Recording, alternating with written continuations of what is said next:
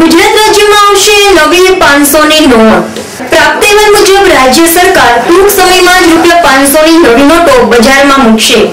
આ નોટની વિશેષતાઓ અનેક હશે, જેમાંથી એક વિશેષતામાં નંબર ઉપરની પેનલમાં R લખેલું હશે।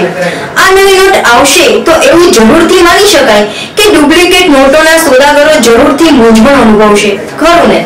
અહેવાલ અજય ગોળેશ્વર, કેમેરામેન જયેન્દ્ર ચંદ્રણિયા, એબીજી સમાચાર, રાજકોટ।